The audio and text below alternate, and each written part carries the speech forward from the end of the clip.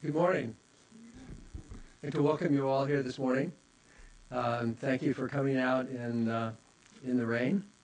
And thank you for being with us on Leap Year Day, unique time. My name is Bob Perito. I'm the director of the Security Sector Governance Center at the United States Institute of Peace. Today, we're going to look at the U.S. Police Assistance Program in Iraq. This event is a unique event. It's co-sponsored by the United States Institute of Peace and the Institute for the Study of War. We are honored this morning to have with us the Executive Vice President of USIP, Tara Sonnenschein, and the Deputy Director of the Institute for the Study of War, Marisa Cochran-Sullivan. They've both agreed to make welcoming remarks, and I'd like to bring them to the podium. We'll start with Tara. Thank you very much, Bob. We're really delighted to be doing this as a partnership with the Institute for the Study of War. What I thought I'd like to do is just put this whole event in some context more generally about the Institute and its work. But I remind all of us, as you all know because you follow Iraq so closely, that on February 19th, a suicide car bombing killed a number of Iraqi police recruits as they were emerging from a police academy in Baghdad. This was one of a number of recent terrorist bombings that have specifically targeted the police. And in looking at the critical role that the Iraq police have played in the conflict and the importance of the police continuing to receive support, it reminds us of the importance of police everywhere in conflict zones and the importance of staying focused, staying committed, and staying engaged in what really becomes a law and order, a security, and a rule of law situation in many conflict zones. Since 2003, USIP has assisted the U.S. effort in Iraq through the work of our office in Baghdad and through programs such as the Institute's facilitation of the Iraq Study Group in Washington. And what we all need to keep doing with all of you and those experts in the field is sharing the lessons learned. Our Lessons Learned program has focused on the role of police and inputs for the work of understanding police, and particularly contributing to the work of the Special Inspector General on Iraq and the Congressional Commission on Wartime Contracting. I am very proud of our Security Sector Governance Center and enormously proud of its director, Bob Perito. He has continued to produce timely, relevant, important materials, publications, hosting conferences, using his unique convening power on the Iraq Police and the Interior Ministry. What's become increasingly important is Bob's testimony before congressional committees on this topic. As most of you know, he's co-author of a book, Police in War. And it's interesting, that book was written in response to a question from a U.S. Marine Corps officer whose unit had been asked to train Iraqi police. And the question always is how. So be careful what question you ask today. It could lead Bob to write another book. And on that, I would like to invite Marisa to say a few words and to thank you all for remaining engaged in this critical subject. Thank you very much.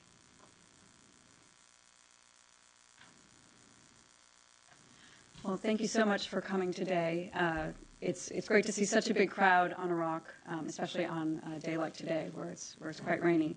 And I'd also like to thank Bob Perito and the United States Institute of Peace for co-hosting this event for us and for doing so much of the heavy lifting to make today happen. I want to echo Tara's remarks on the importance of today's discussion.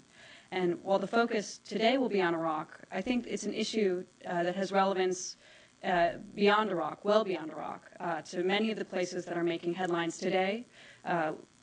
Afghanistan, Libya, Haiti, and places where the United States may be conducting stability operations in the future. Police training's also been a very important focus of the work done at ISW, led by Lieutenant General James Dubik. And for those of you who are unfamiliar with ISW, our goal is to educate military and civilian leaders, reporters, and the public to enhance the quality of policy debates. And all of our work on Iraq, as well as our other research as part of the Middle East Security Project and the Afghanistan Project, can be found on our website, www.understandingwar.org. As I mentioned, General Dubik has really led ISW's research on security force development and security sector reform. And he joined ISW in 2009 after completing his last command in the Army as head of Iraq's, the multinational security transition in Iraq, which was the effort to train Iraq's police and military forces. So he's quite the expert, and I'm looking forward to his and all the panelists' remarks today. But I would like to recommend his specific series on security force development as part of our best practices in counterinsurgency series. And I think his report, Creating Police and Law Enforcement Systems, is really a must-read on the issue of police development.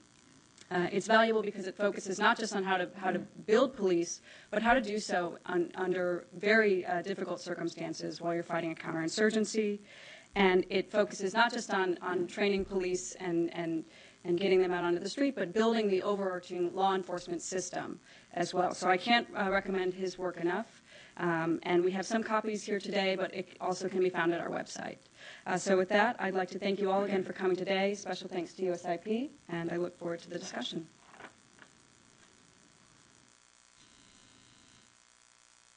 Thank you very much for those remarks.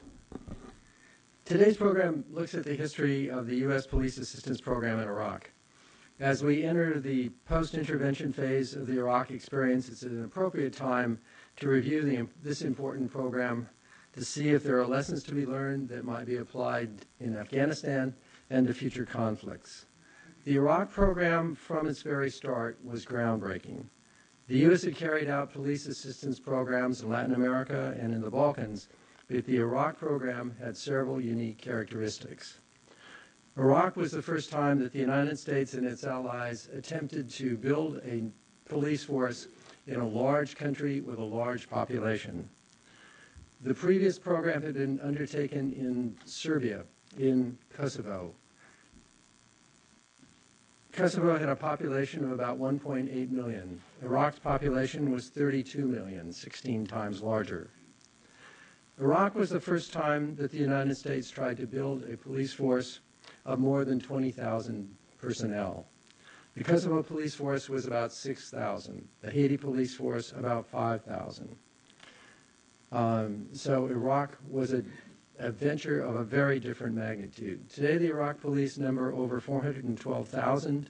Since 2003, the United States has spent about $8 billion in the effort to train the Iraqi police.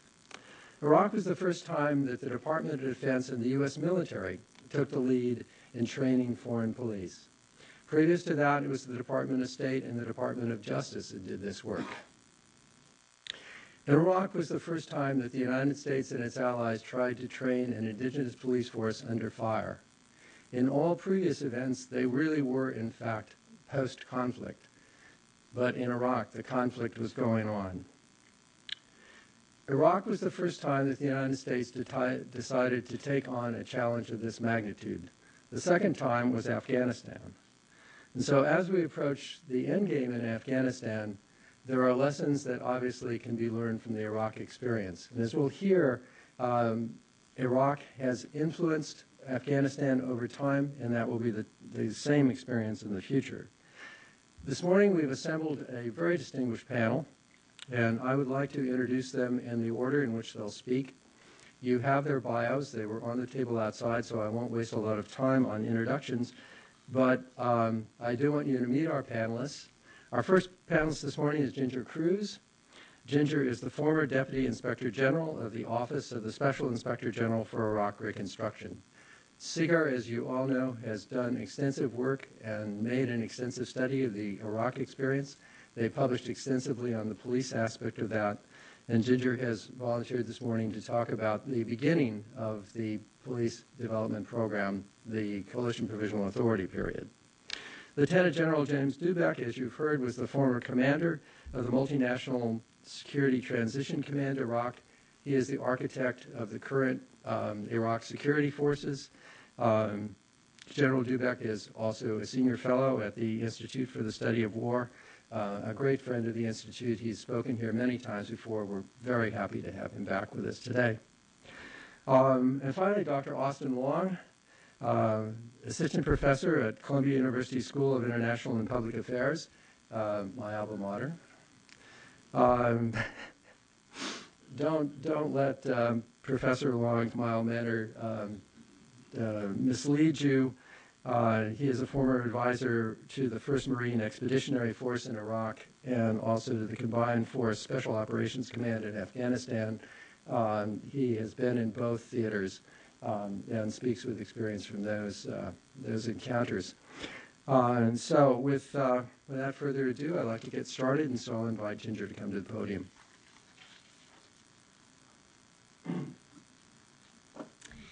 Thank you very much to Bob, to the U.S. Institute for Peace, and to the Institute for the Study of War for having me here today. It's a very interesting topic that we're addressing today, and one of the things that makes it the most difficult is to really refrain from playing Monday morning quarterback on something that at the time was incredibly difficult. When I first started working at SIGR and we began to look at this issue of police training and how the U.S. government was getting involved, I remembered it was almost impossible to pull apart all of the threads and be able to give a coherent report to the U.S. Congress and to the American people of what exactly was going on.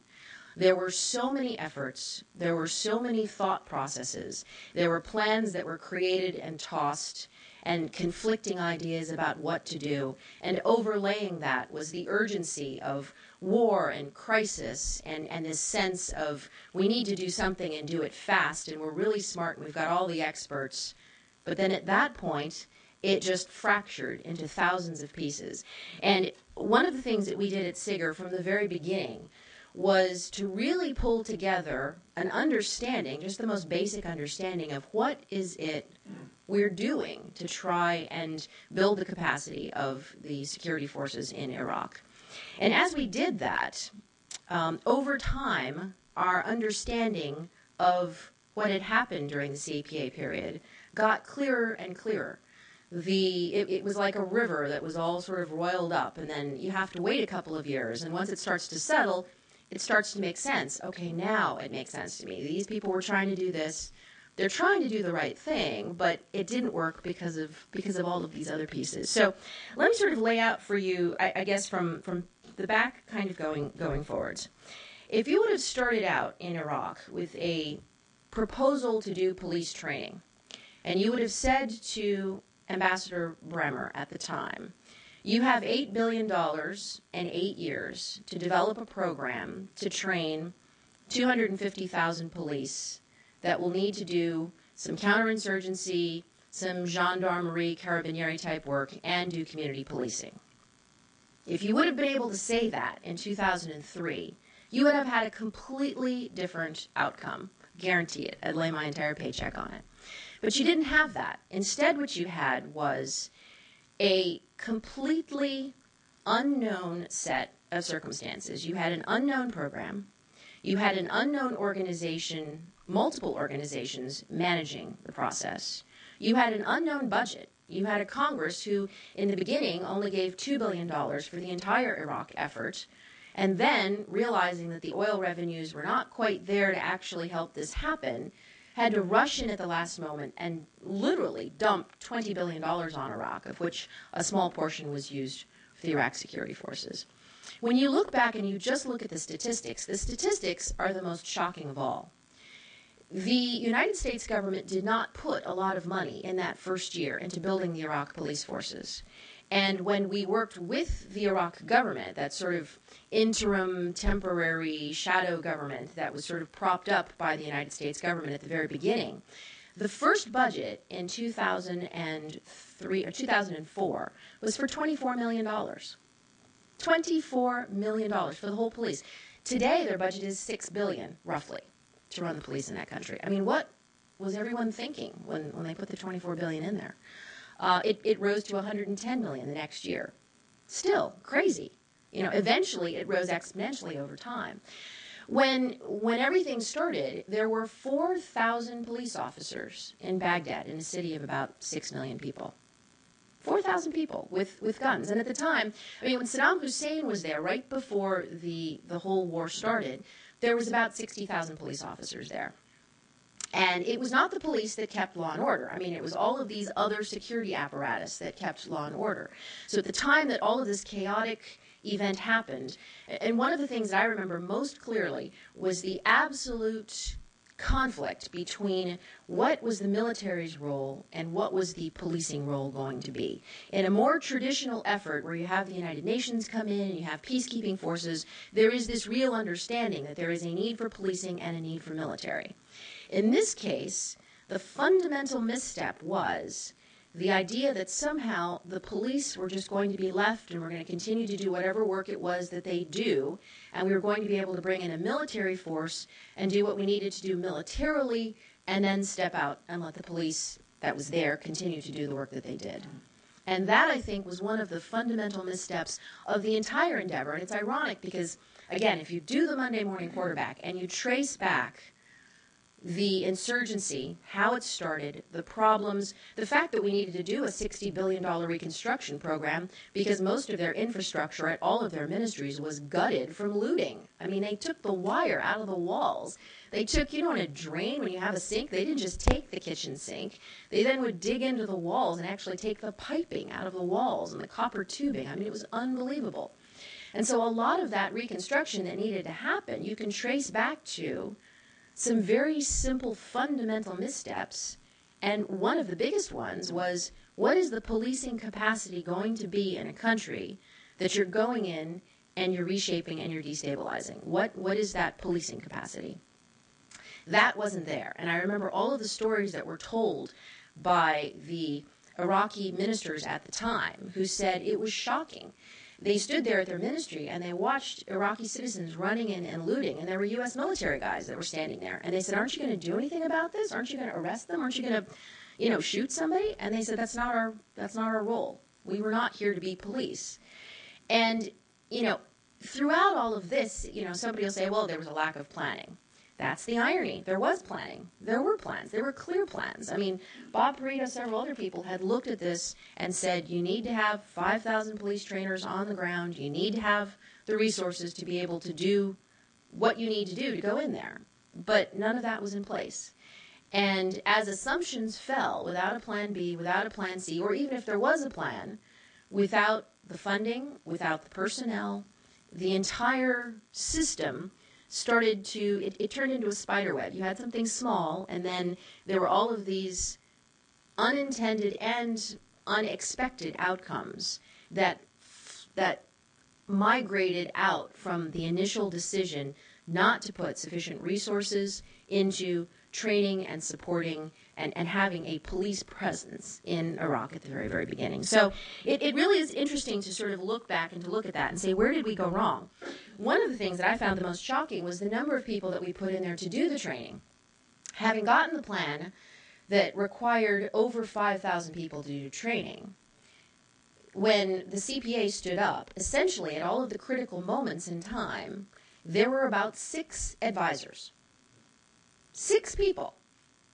Who thought 6 people could do this? And these were 6 people that had to do things like border control and kind of think through, what do you need to do to make sure that the borders are controlled? Gee, where's Al-Qaeda coming from? Well, if they're going to be sending people over the borders, you need border control. You need crowd control. You need looting control. You need just common policing. Saddam Hussein, forget the fact, had just opened the jail cells and let 38,000 criminals out on the streets to increase the chaos. Who's supposed to go find all of these guys? In the middle of a war, in the middle of everything that was going on, it is just really incredible to look back and to say, we sent in 6 people and didn't fully fund and really thought that Saddam's 58,000 police officers would do the job. Most of them deserted.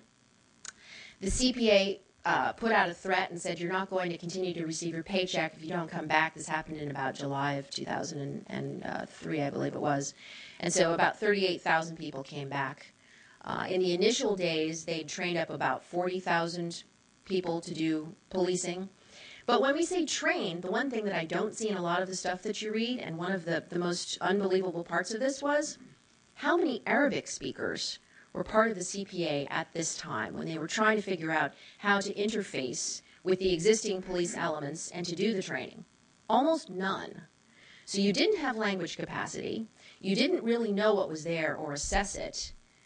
You just basically dropped the pot. It broke into 1,000 pieces. You didn't have glue. You didn't really have a plan for how you're going to put it back together. And despite all of that, you had some of the smartest people in police training available. You had the financial resources of the federal government potentially available. So it wasn't like the pieces weren't there, and it wasn't like you didn't understand the problem.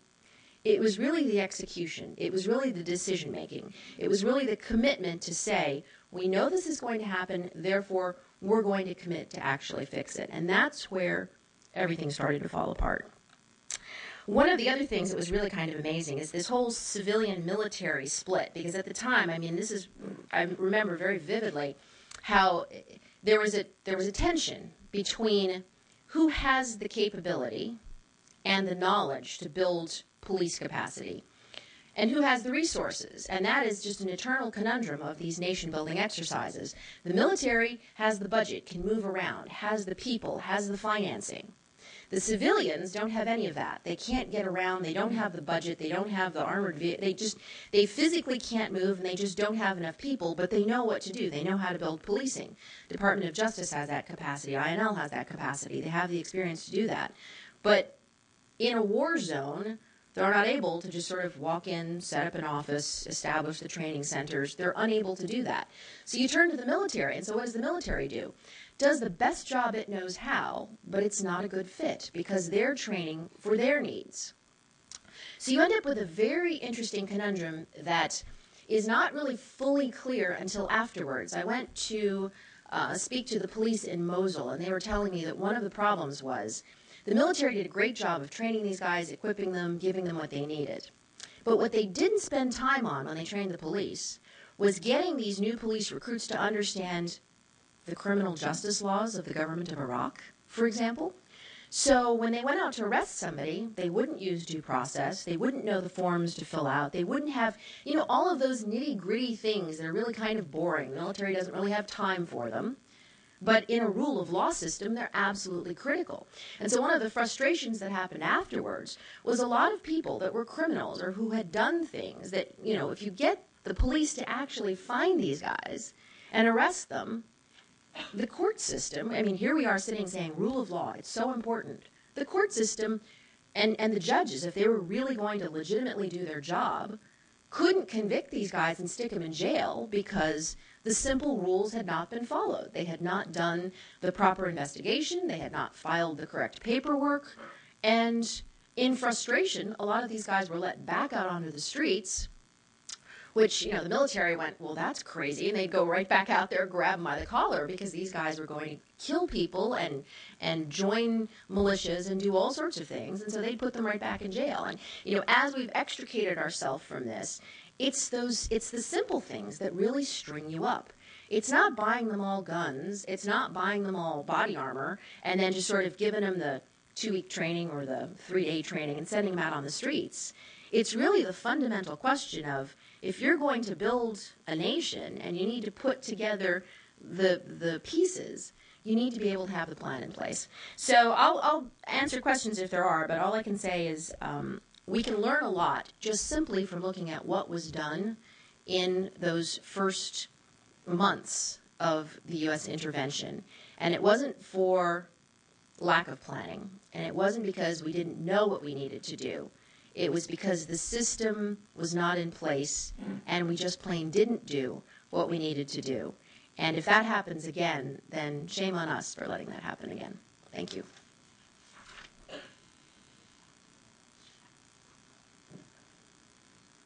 Let me echo my thanks to both institutes and Bob for your introduction, but I want to say to Ginger publicly the thanks to the SIGR.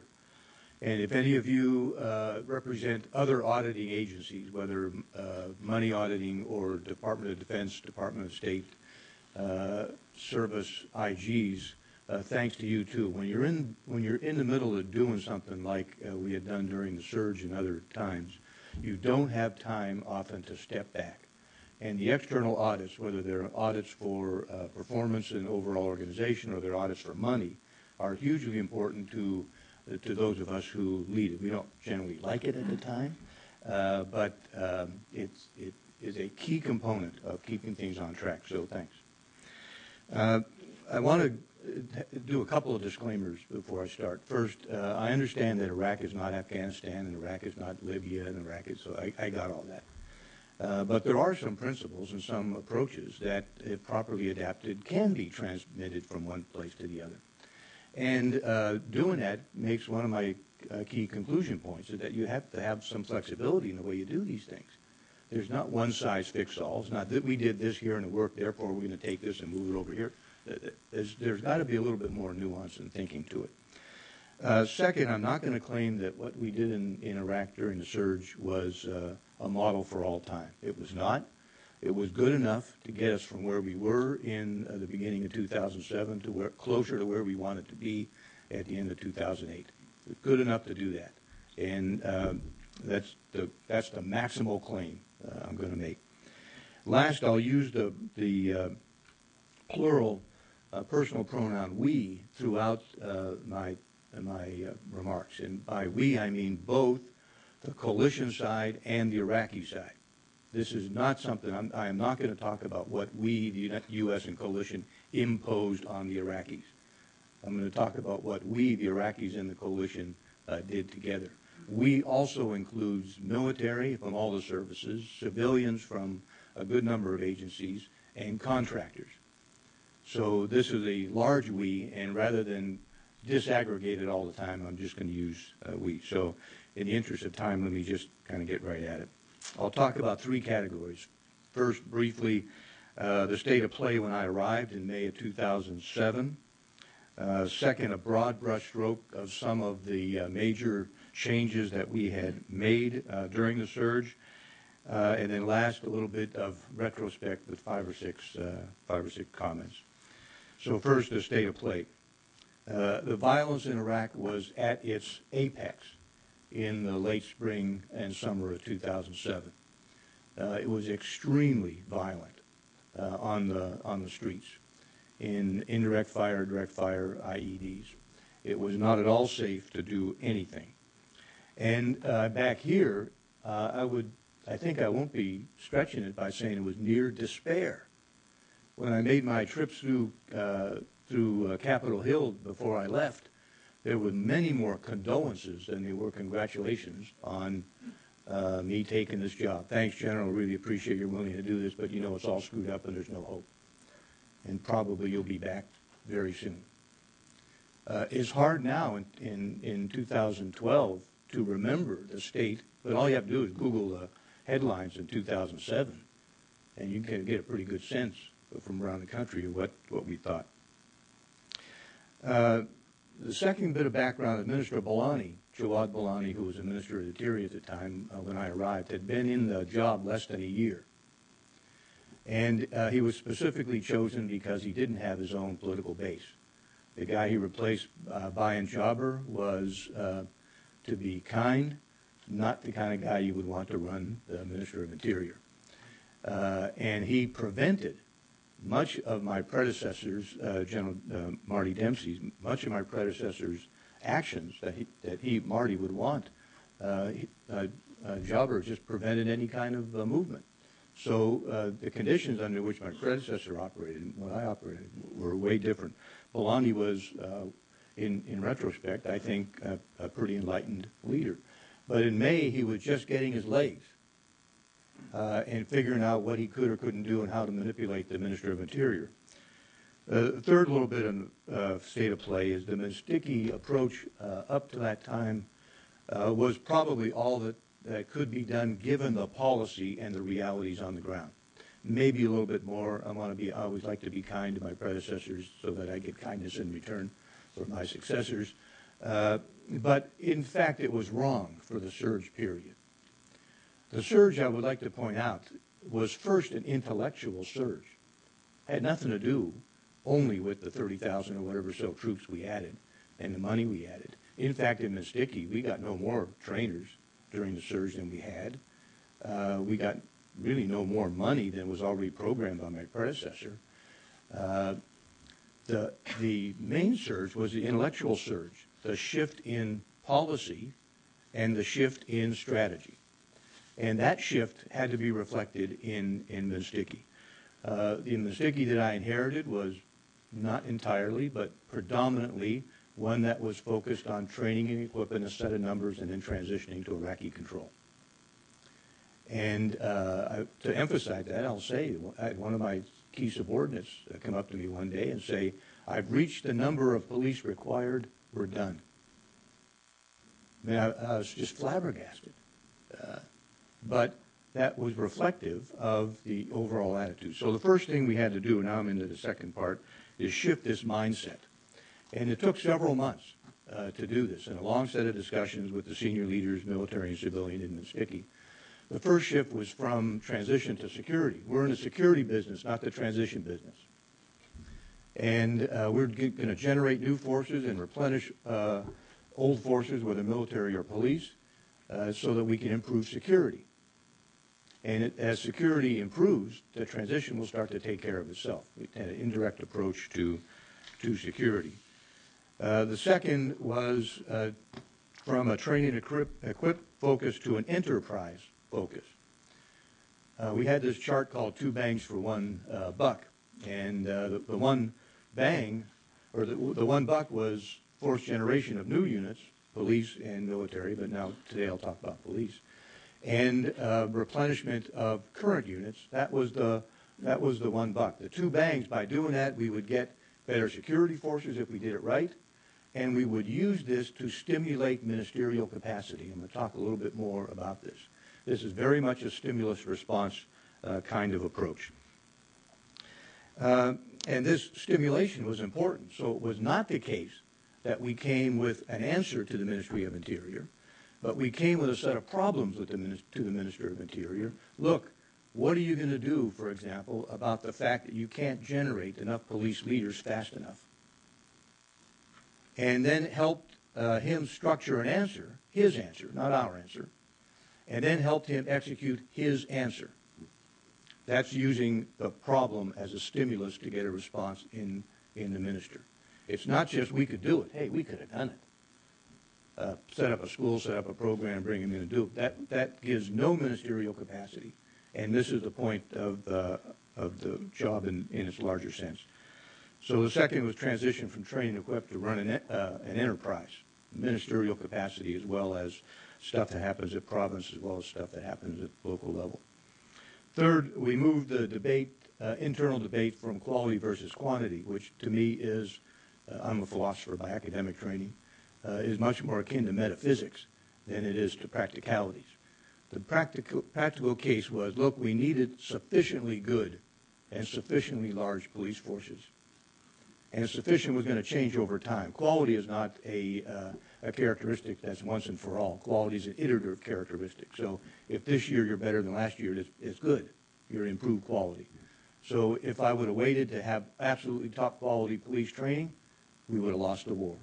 And if it would have been really crummy police training, we would have lost the war because that would be equally bad. So where in the middle here is the trade space, and how can we improve it over time? There was a lot of simultaneous activity going on. So while I'm talking about those 3 transitions, the Jones Commission shows up. Jones Commission, General Jones, led by, brought in a group of military and police guys, tremendous help to me because they came right after I took over. So I could always say, well, that was screwed up when I got here. It was very easy to hear their criticism. But more importantly, Minister Balani took their report seriously, established his own little study group that concluded, A, what Jones said about the police and the Ministry of Interior was generally true, but B, I'm not going to disband it as Jones recommended. I'm going to transform it. So it was helpful to me and helpful to the ministry. These kinds of reports were hugely important. And as a result of really the Jones Commission analysis of our own senior leader shifts, we established kind of 4 priorities. And I would say we subordinated these priorities to the operational commander, that is the General Odierno. Because whatever we did had to be coordinated with the counteroffensive. You can't have police development in areas where the counteroffensive has not yet been successful. So this was kind of an informal subordination. The first priority was the national police. Jones Commission said we got to get rid of them. Bellani had a different view. He had a concept. He knew what he wanted to do with the national police, and he knew that the national police were not there yet, to be kind. The fact that they were still running death squads, that gives you indication that they're not there yet. What Minister Bellani did was change out the commanding general of the national police, all 9 of the brigade commanders, and 17 of the 28 battalion commanders. Virtually a clean sweep. This started just prior to me showing up there. And he accelerated it after the Jones Commission report. Then a couple other guys got refired. So the division commanders, first 2 got fired, another one got fired later on. And 9 brigade commanders, all 9 got fired, and a couple got fired again later on. So this kind of firing and cleansing of the leadership was hugely important. We put the priority there from the Minsticky side on national police because the requirement in 2007 was to impose security, not enforce security. You can't impose security with a guy with a pistol. You impose security with military and paramilitary police forces. And then later on, you can enforce security once there's some semblance of agreement. So the second priority was local police. We just wanted to keep them afloat until the counteroffensive got to the hold phase in that area. And during the hold phase, when insurgents were beaten back, their networks were under attack, the intimidation was reduced, you had the conditions where you could put some emphasis on local police. You could take and scrub the rolls. You could look at ghosts. You could check the leadership. You could do some training. You can check backlog of training. All this as stimulus to the Ministry of Interior. What's your plan, buddy? We're going to go through Bakuba here in about 2 weeks. What's your plan for scrubbing the rolls? How are you going to do that? How are you going to check leadership? So again, stimulus response. It's not we go in and do it, but we use the problem set to stimulate the ministry. The third in the same in priority was to improve the ministry's capability. We focused not on all 10 areas of ministerial capacity, but only a few. One was force management. What size of force do you actually need? How do you recruit it? How do you pay it? How do you reward it? Number 2, how do you acquire your things? How are you going to buy things for the Ministry of Interior? Number 3, how will you do training? Ginger mentioned the 2 weeks training. This was his plan. I'm going to do it in 2 phases. 2 weeks now, and after everybody's got 2 weeks, I'll come back and do 3 weeks later. This is insufficient, but it's better than 0. And he couldn't wait for the 10 weeks that he wanted. How am I going to set up training for each of the provinces? Internal affairs. How am I going to investigate myself? A grim metric for internal affairs. The 15 months I was in Baghdad, there were over a dozen attempts on the Director of Internal Affairs' life. This shows that he's relatively a threat to people.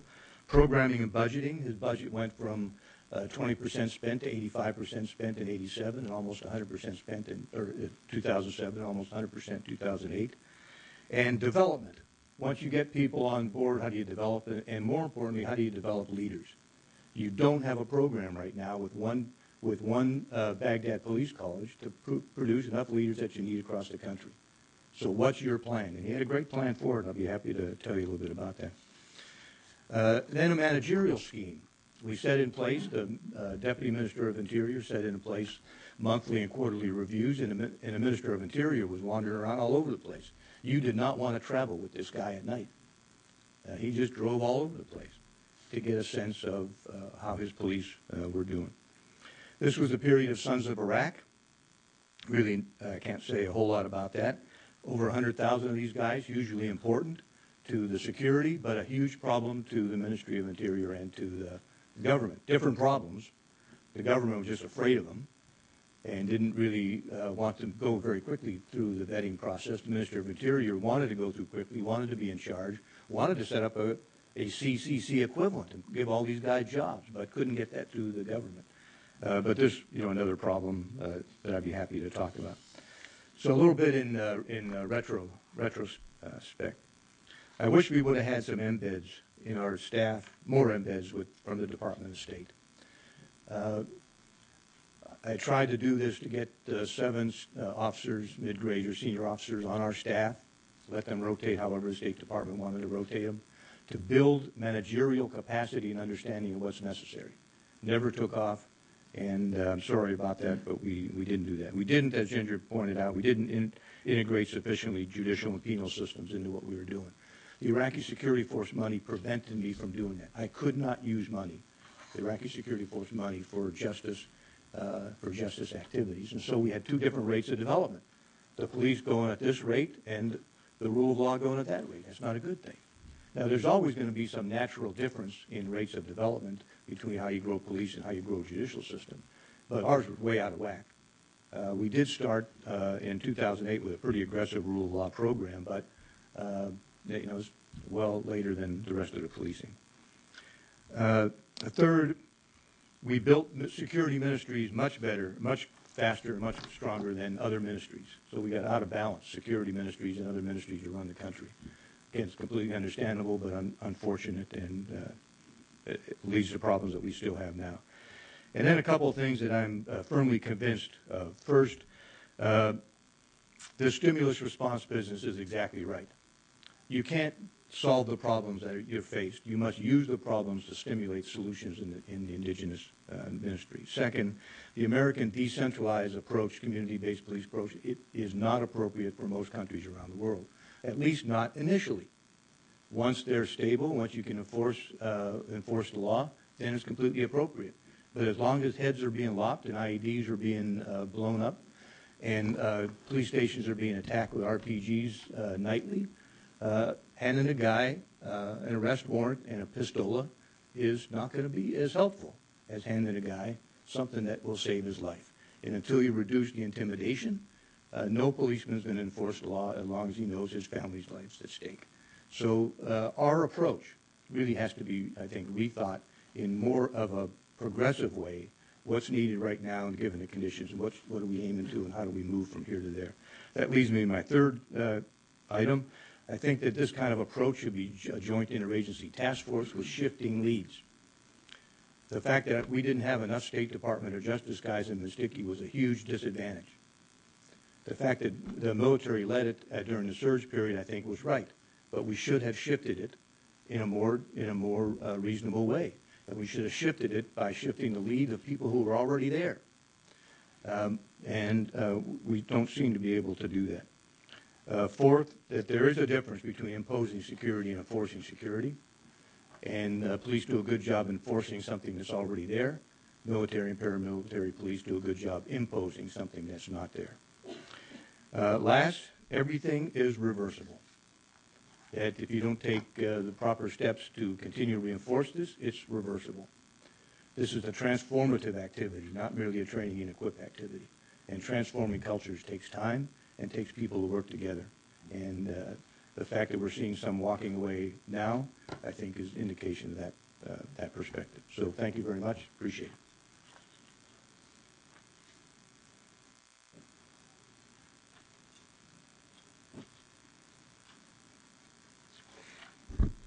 Thank you very much. At this point in our program, I'd like to do 2 things. I'd like to introduce a new USIP report, and also I'd like to bring our history up to the present. On the table outside is a report entitled The Iraq Federal Police. The Iraq Federal Police are the constabulary or paramilitary component of the Iraq Police Force. The history of this organization parallels the entire history of the Iraq Police Force in general, from a difficult beginning to a successful conclusion. In 2006, the Iraqi police, who had been trained and equipped as a community police force, found themselves outnumbered and outgunned by heavily armed militia, the Mahdi Army, and by al-Qaeda in Iraq. In street battles with armed groups, the police either broke and ran, or they went back to their stations, laid down their guns, and went home. In response to this challenge, the United States military started developing what were called heavy police units, modeled on European gendarme forces. At the same time, the Iraqi interior minister of the day organized police commando units made up of Iraqis who had served in the Iraqi army. These new police constabulary units proved initially effective, but then, as you've heard, there was a change of government, a new interior minister came in, and the composition of these police units changed. As the sectarian conflict spread following the bombing of the Samarra Mosque, Shia militia infiltrated these units, and after a while they began to operate as death squads. In October 2006, the U.S. military, with the support of a new interior minister, intervened. We began to take these units offline, retrain them, and then, as you've heard, when the surge troops arrived in 2007, these units went back on the streets with their American counterparts. It's a very interesting story. I hope you'll take the time to read. I now want to turn to the final chapter in the history, or what is the current chapter, I guess, maybe not the final one, hopefully, in the history of the development of the Iraq Police. In October 2011, the Department of Defense transferred responsibility for managing the Iraq Police Assistance Program back to the Department of State, where it had been in 2003. The goal of the State Department's new Iraq Police Development Program, the PDP, is to strengthen the capacity of the Iraqi police to better maintain internal security. Within state, the leadership of this program has been assigned to the Bureau of International Narcotics and Law Enforcement Affairs, which will provide advisors to mentor and to advise senior-level Iraqi police personnel. Previously, the goal of the U.S. Military Assistance Program, as you've heard, was to develop large numbers of police and multiple police units as quickly as possible and deploy them on the streets. The goal of this new program is to improve the ability of senior police officials who are now in place to manage their organizations and accomplish their mission. In FY 2012, the State Department will deploy 115 advisors who will be directly hired by the U.S. government. This replaces a practice which has been used in the past of relying on contract personnel to do this work. I think, General, after all of this time, your embeds have finally arrived. The program will cost approximately $500 million for the first year. It's expected to go on for 5 years after that. These advisors will have extensive police experience, and they will be able to establish professional relationships and provide expertise in strategic planning, recruitment, logistics, and managing criminal investigations. The Department of State advisors will operate primarily from 3 locations: Baghdad, Basra in the south, and Erbil in the north.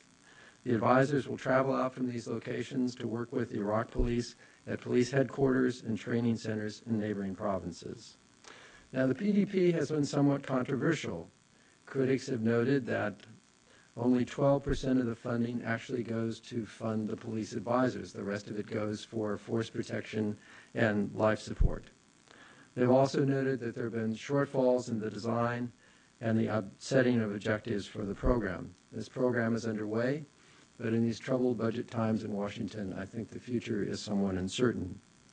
And so I'd now like to invite Professor Long to the podium for his summary remarks, and then we'll open it for questions.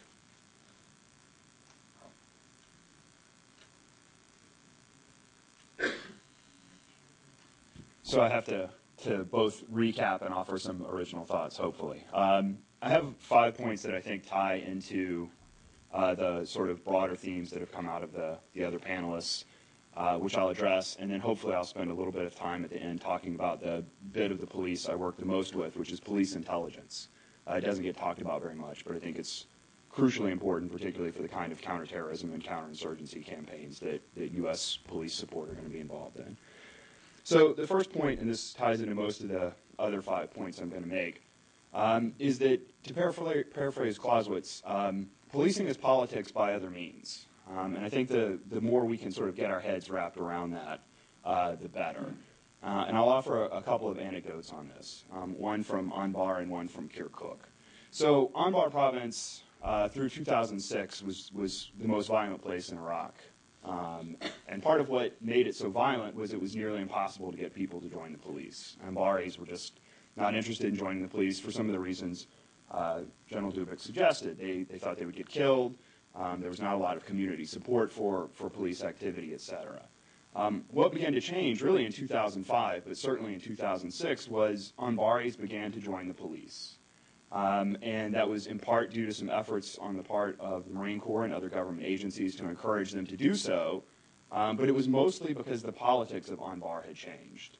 Al-Qaeda in Iraq had become persona non grata. It had begun attacking Anbaris, and I'm happy to talk in Q&A about why that happened. But the point is, the politics had to change before the policing could change. And I think that's going to be an important point to remember going forward in any of these campaigns, whether in Iraq or in Afghanistan or elsewhere. And you know, the leader that was chosen for the Iraqi police in Anbar, Major General Tariq, he had been a very low-level policeman in the Saddam regime. So he was both sort of clean hands, but had some police experience. He was not who you would have chosen had you been picking someone that was a real expert policeman. But he had a lot of political support because he'd been one of the first people to turn against al-Qaeda. He was liked by most of the tribal leaders, et cetera. So sometimes the best leader is not the one that sort of looks best on paper, but the one that matches up to the political situation the best. And then to give you a little snapshot of Kirkuk circa early 2010, their politics had to be very carefully managed. You had Arabs, you had Turkmen, you had Kurds, all in this sort of fiercely contested city. And the compromise that came about was to essentially parcel out different jobs to different ethnic groups and even Kurdish political parties. So you would have a PUK leader with a KDP deputy and maybe a Turkoman deputy as well. So there was a very careful effort on the part of these communities to try and figure out how to balance policing. And it may not, again, it may not look good on paper, but sometimes it's the best thing for the situation. So the second point, which ties into this, is that technocracy, you know, the idea of improving quality, quantity, capacity, all of these things is crucially important, but it's really only half the problem. There are a lot of issues, and this, you know, again ties into the politics, that you simply can't address by better training. So I'll give you a couple of examples here. If you look at checkpoints in Baghdad, by 2009, 2010, there were over 500 checkpoints in Baghdad. And I spent some time there sort of riding around looking at checkpoints just in a, you know, beat-up Toyota Corolla with an Iraqi driver and interpreter. And they were pretty squared away in a lot of ways. You know, people would keep their crew-served weapons covered when they weren't in use. There would, you know, be an 8-man checkpoint. There would usually be, most guys would be actually there rather than, you know, sacked off somewhere or racked out. So, you know, on paper, from a technocratic angle, this looks pretty good. And yet bombs were still going off in Baghdad and still are to this day. So I think there were a lot of technocratic improvements that were made in the quality of the Iraqi police, but it didn't answer all of these issues. And so politics, I think, ties into that. Something else ties into it, which I'll touch on as my third point, which is corruption. We haven't heard very much about corruption today, but it's a crucial issue and one that I think all police training programs need to account for. And again, corruption is inherently tied into politics. So I'll give you an example here. Major General Jihad, who was the head of the Iraqi police EOD through 2010. Major General Jihad was, you know, a personable fellow, having met him a couple of times. But he was responsible for one of the most you know, odious examples of corruption ever in Iraq, which those of you who've been to Iraq, you saw the magic wand bomb detector that was so popular circa 2009, 2010. He was responsible for that. And he would assure you in person that there were so many checks on procurement in the Ministry of Interior that he could not possibly, even if he wanted to, have been corrupt. But of course he was, and he was relieved in 2010. How was he able to do this despite all of these numerous bureaucratic checks? Again, it goes back to politics. He had certain patrons that were willing to protect him. There were kickbacks that went around. But it really undermined the effort to build security. And again, this ties into the checkpoint problem. A lot of these guys were told specifically, look, rely on this essentially this magic wand to detect bombs rather than really doing your job. So corruption is a crucial part of police training, and I wish I had a better answer than it's a problem, but it is a huge one that has to be you have to be cognizant of. And, at the same time, the corruption that was at the high levels would not always filter down to the low levels. Major General Jihad's sort of worker bees were all very disciplined. I mean, they had to be. These were the guys who would go out and defuse bombs. So if they didn't do a good job, they were going to end up getting killed. The flip side is also true. Sometimes you'll have a leader like Minister Bolani, who is very clean hands, very apolitical, but his subordinates end up being the problem. So you have to look at the various levels of command as well. Just because you have clean hands at one level doesn't mean you have clean hands at all levels. Tied into corruption, I want to touch just briefly on the judiciary, which was always anemic in Iraq. And without a sort of competent judiciary, police are really going to be crippled. I mean, you saw this almost everywhere in Iraq. And there's not really an answer for it other than you have to look at policing as a system, not just as sort of guys on the street. So that's going to be an issue going forward in all of these training things. Time horizons. Ginger mentioned this, and I'm glad she did. You would not have done a lot of the things you ended up seeing done in Iraq if you had known very clearly you have 8 years and $8 billion. And I think that plays out at a micro level across the country. Just to give one specific example, I saw Camp Bucca was the main U.S. detention facility in Iraq for a long time, down in southern Iraq. It was also where the training academy for the Iraqi Penal Service was, at least at the time. And Camp Bucca was this place that you would never have chosen to actually locate your main detention facility at. It's way away from all logistics hubs. It's almost in Kuwait. It's really far from the Central Criminal Court in Baghdad, et cetera. But just sort of for historical reasons, that's where it ended up started. We started putting prisoners there after Abu Ghraib was closed, and it sort of took on a life of its own. Now, every commander at Camp Bucca limited the amount of infrastructure improvements he did because he was told, look, you're only going to be there another year, so don't bother building an airfield, don't bother doing all these things to improve quality there. And his time would come and go, and his successor would be told, you're only going to be there another year, et cetera, et cetera. So you saw this on a rolling basis at Camp Bucca for years, and it led to underimprovement. It led to decisions not to move prisoners elsewhere, et cetera. And I think so that's sort of, you should have been planning long, but you ended up planning short, I think, and we were talking a little bit about this before the meeting. I think you also see examples of where you're planning long when you should be planning short.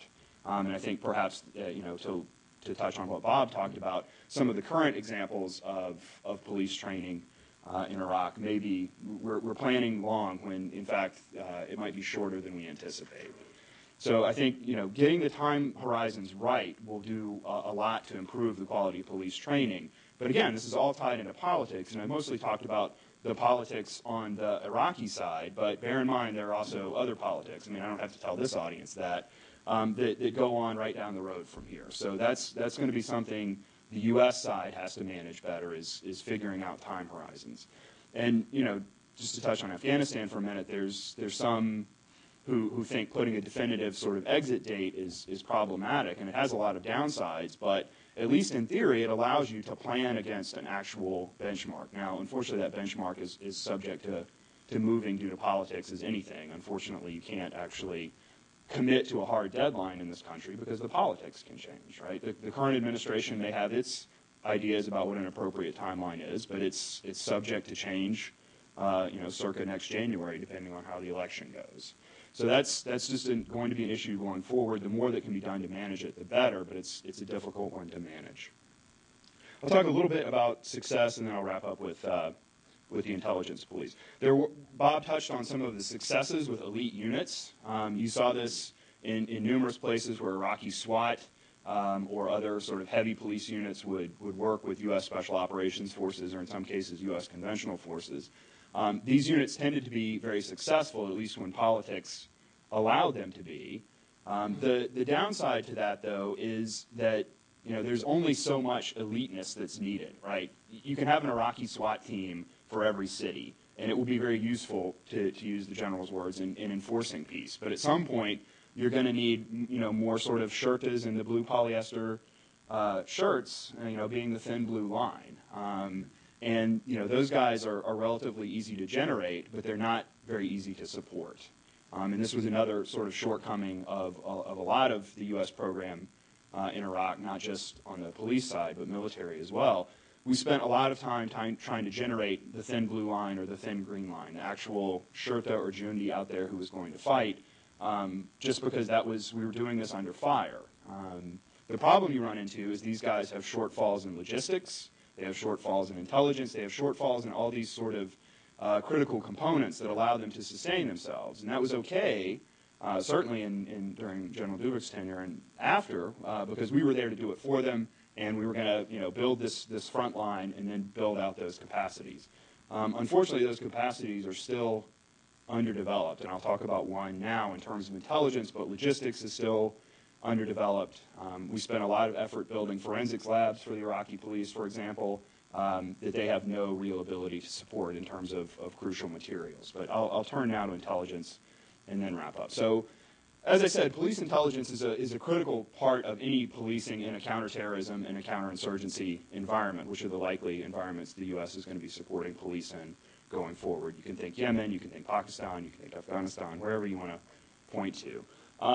Unfortunately, we're not a country that's terribly great at police intelligence. There are a lot of reasons for this, but you can certainly go back to look at the September 11th Commission's report on the FBI. The FBI has spent a lot of time trying to restructure itself as an intelligence organization, and it's come pretty far in 10 years, but the point is it doesn't come naturally. There's only one other real police intelligence unit in the United States. It's the New York Police Department's Intelligence Division, which is also a response to September 11th and is still pretty new and also pretty controversial. So it's not something we have a lot of capacity with. We have, intelligence services that do sort of foreign intelligence collection, but they're not really policing oriented. So this was a gap in U.S. capability, and it also emerged as a gap in Iraqi capability. So the answer to this on the Iraqi side was the National Information and Investigation Agency, the NIIA or NIA as some people call it. And people make analogies. This is sort of the Iraqi FBI, this is sort of the Iraqi MI5. It's some of both, but the point is it's an intelligence organization that also has police powers and is part of the Ministry of Interior. So NIIA is actually getting its feet under it in 2007, 2008, when I was in Iraq, but we did not have a lot of capacity to advise them. So one of the things that was done on an experimental basis first and then later more widely was to reach out to other countries that do have experience with police intelligence. And here one of the big examples was the British Special Branch. Special Branch had sort of grown up over the past 30 years fighting the IRA in Northern Ireland and in Britain, so they had some understanding of policing as an intelligence and counterterrorism function rather than as just a sort of law enforcement capacity. So we brought in advisors from Special Branch in the UK to train people, and they were actually very effective initially. It required a few things. One, they had to embed. Intelligence, tradecraft, and skills are not something you can sort of teach on a commuter basis. And that was non-trivially difficult. I remember one intrepid advisor was sent to Rutba, which, for those of you that know Iraq, that's like the deepest, darkest Ozarks of Anbar province. It's not a place even Iraqis really go. And so he gets out there, and he's sending these plaintive emails back that's like, I'm basically living in a hole in the ground with 10 Iraqis. This is not so cool. But they did sort of stick it out, and you saw a real increase in Iraqi tradecraft, which was negligible to begin with. Just to give you one example, and then I'll sort of wrap it up, as I can see Bob is about to give me the hook. The Iraqis initially were so poor at tradecraft that they kept getting intelligence that this one al-Qaeda in Iraq leader was at this one particular house, and they kept going and searching the house, and they couldn't find the guy. But their source kept telling them, hey, he's there, you can get him. They go back to the source after the second time, and they say, all right, what's up? You keep telling us he's there, he's not, we think you're lying. He's like, look, the guy has a hollow couch. Every time you guys roll up, he unzips the back of the couch, crawls inside, and zips it up. So you have to, look in the couch, actually take the couch apart. Okay, that's good intelligence, but what do you think the Iraqis do? As soon as they go back to the house the third time, they go straight to the couch, rip it open, and pull the guy out. Now, that's good in the sense that you have caught the guy. It's bad in the sense that you have now tipped off that someone told you he was in the couch, right? So there was a lot of that tradecraft development that had to take place with the Iraqis, but they came quite far in IIIA. And talking to folks that have recently been there, they're actually one of the better services. The problem, again, to come back to the big themes, is politics. One problem that NIA is having is that they're being asked to do more, essentially, domestic intelligence as a means to achieve political ends, right? Gather intelligence on figure X because we don't particularly like him, rather than he's actually a bad guy. Two, there's been a real movement away from having a lot of Sunni presence in not just NIA, but in all of the Iraqi intelligence services. The problem with that is, in addition, Ginger and I were talking about this a little before, in addition to the fact that some of these guys are the most experienced in terms of intelligence, they're also the folks that have the most placement and access in the Sunni community, right? So the Shia intelligence officers probably have good windows into the Shia community. But without Sunnis, you're probably going to lack that placement and access inside the Sunni community, which unfortunately at least seems to be the source of a lot of the bombs. So at the exact time that you most need intelligence from the Sunni community, you're actively cutting off your ability to collect it. And then the final point is the U.S. could make up for some of this while we were there because we had technical means. The Iraqis have now essentially lost all of those technical means. So I think you're in for some real problems on the police intelligence and then broader Iraqi intelligence side. I'll stop there. Thank you. Thank you very much. In Afghanistan, the U.S. military has trained a large police force, which now numbers about 157,000 members. As in Iraq, this is a militarized force that has primarily been trained to conduct counterinsurgency operations with only limited capacity to carry out what we understand as police duties and to enforce the rule of law. As in Iraq, the large U.S. Police Assistance Program now numbers about 10,000 advisors and so far has cost $14 billion. This program will inevitably be reduced over the next few years as we transition to the end date of 2014. And it's fairly likely that, and I want to warn Walt Redman, it's coming. This program will be transitioning back to the Department of State from which it began back all those many years ago. The experience with the Iraq Police Assistance Program in the post-withdrawal period phase will be very instructive, I believe, to Afghanistan as we move forward into this forthcoming period. I should probably introduce Walt Redman from the Department of State, who is a great friend of mine, but has been in Iraq and doing police work there probably longer than any of us. And so I'm very happy, as always, to have him with us this morning. Anyway, we'll now open the floor for questions. I would like to invite questions not only from people in this room, but also from people in the overflow room. There are folks watching us on television next door. Those people that are watching us online, and particularly from those folks in the U.S. office in Baghdad who are watching us this morning. The way we do this is we ask people to come to the microphones. Probably this side is easier to get to. When you ask your question, please identify yourself by name and by affiliation, and we'll start. So please, thank you very much. And we'll take we'll actually take two questions, and then we'll have the panel respond. So, thank you. Wahid Al-Samurai, Iraqi National Accord, Office of Dr. Riyad Alawi.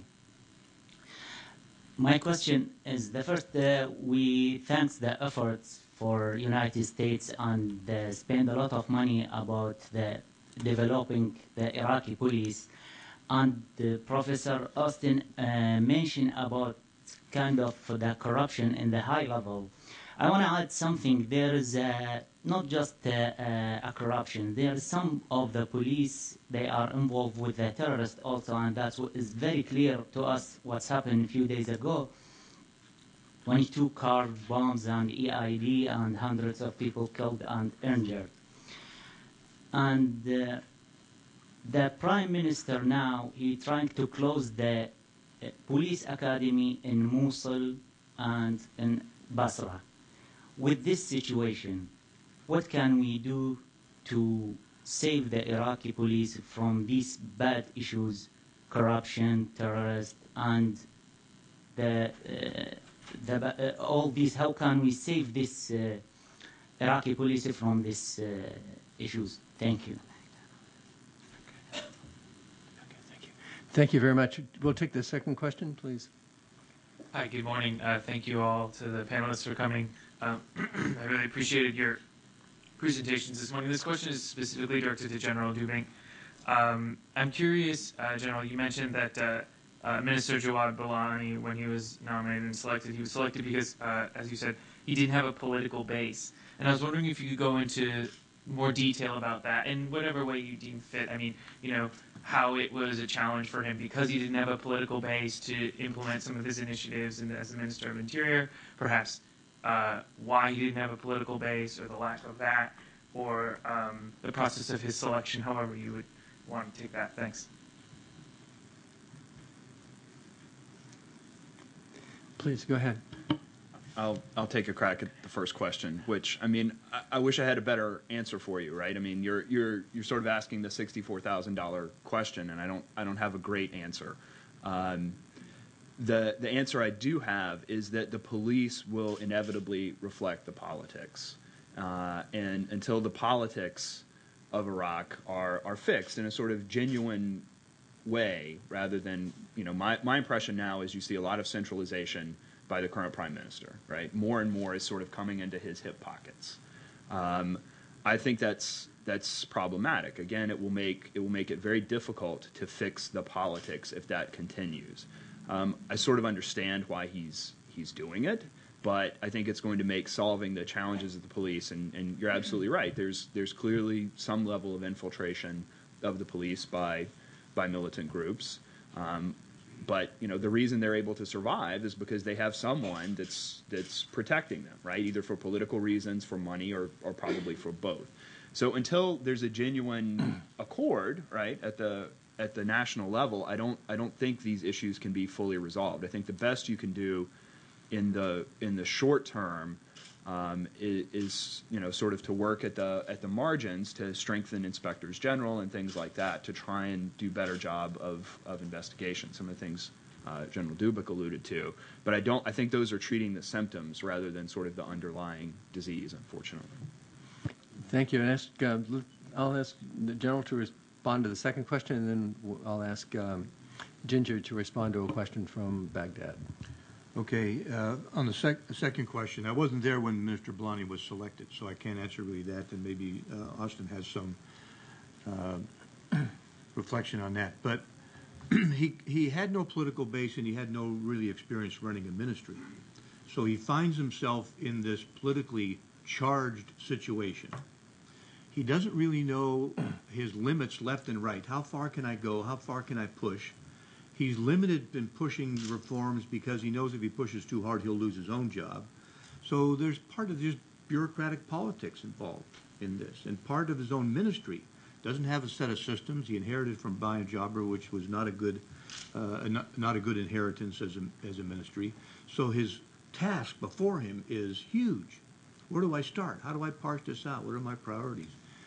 It takes him a while to think this through, but once he does, and once he realizes where he can operate and where he can't, he is hugely effective in a relatively short period of time, and relatively creative in how he takes certain people and moves them aside, though gives them a great office and a great title, but no responsibility.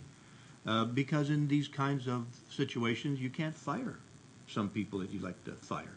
You can't complete the full investigation that you'd like to complete. The accord that Austin talked about, political accord associated with corruption and infiltration, is part of the dynamics. In a situation where the politics is still emerging, you have different scopes of and different limits of what you can actually accomplish. I love the guy like a brother, and I think that he had done yeoman's work in the time that he was Ministry of Interior, but he's the first to tell you that it was the tip of the iceberg, and there's much more work to do. He's a great partner to work with. And Billani was actually selected after 4 or 5 months went by. The government had been in office for about 4 or 5 months. They couldn't find a candidate that was acceptable, and so he was sort of the lowest common denominator. They picked a guy.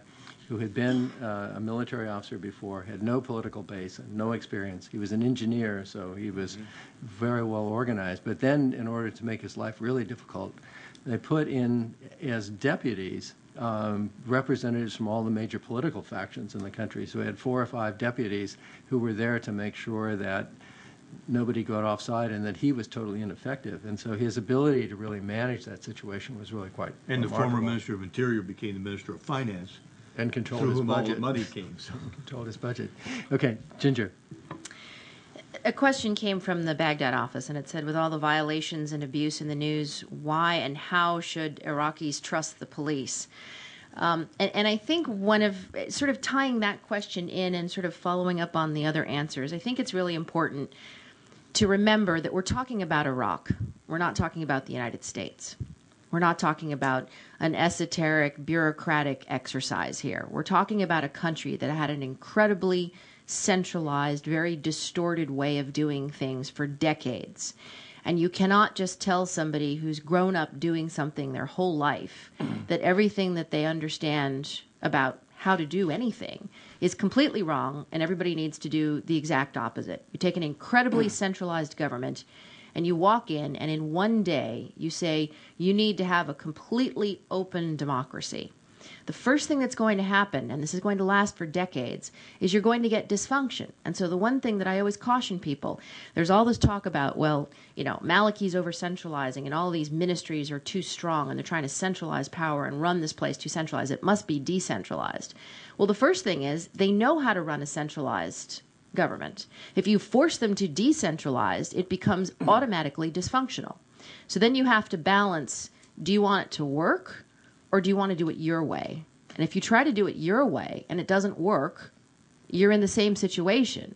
So you really have to, I mean, and this is something that it's very hard because you always think about things from where you sit. And so the perspective a lot of times that policymakers bring to the table is you can't help it but think about police in your own neighborhood and the programs that you do. And you can't think about the Iraq context. So I'd say, how should the Iraqis trust their police? Well, for starters, they seem to be really taking to democracy.